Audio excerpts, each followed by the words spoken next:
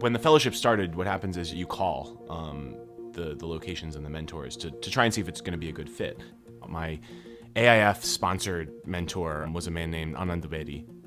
I thought he was going to ask me questions, like practical questions, like, do you know how to get here? Do you speak any Hindi? Things like that. And he asked me nothing. All of the questions were related to, like, are you willing to?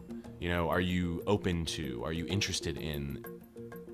The entire community was founded on this principle of meditation and mindfulness. I had no experience with meditation. I had had some experience living in a rural environment. I'd never been to India before. APV is a really difficult place to live. It's difficult for a variety of reasons, but the first thing is that the demands on any individual person are very high. I think life is difficult no matter what, but he's like, deliberately making things more difficult than they have to be, because he wanted to make sure that when you were in those low moments, you were really pushing yourself continuously and not trying to pull out as quickly as you needed to, because he thought there was a lot of education in those moments. Iannuzzi understood quite quickly that I enjoyed doing physical labor, but I always wanted it to have a purpose. I mean, he used to give me meaningless tasks. We built a lot of walls, and to build the rock walls, we needed rock. Chiseling rock sounds awesome. Like when in America do you get to go look at that rock face, take this giant metal spike and just jab it into the rock until these slabs come off. And I used to get up right before meditation and right after meditation in the morning. I mean, like pitch dark, freezing cold. I used to go and just chisel this rock, and I thought it was great. He took the rocks and he would start constructing a wall with them, and I'd carry them over, and I was like, look at how I was so proud. I was like, I carry these huge rocks, and put all these rocks, and he'd build the wall. A couple weeks later, he'd be like, nope, I don't think we're gonna do this. We're gonna build the wall over there. I need a different kind of rocks.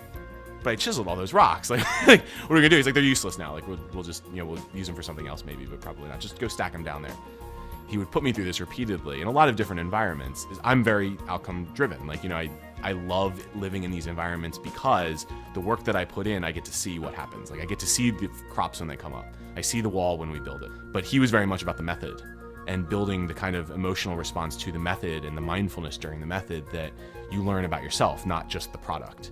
And so I would sit there and I'd say, wow, it's a beautiful wall that we've just constructed. And he would say, well, what about the month of work that you put into it? Like, what did you learn from that? Because the wall is just a wall. We can take it down whenever we want to. That's not important. And that's something that I carry really closely to this day. Like, I think about that all the time. When I got to AIF, I felt really lucky because it was going to be an opportunity to do 24/7 education thinking. I look at the model that he created for that community, and I think about the ways that I can create that even outside of the classroom.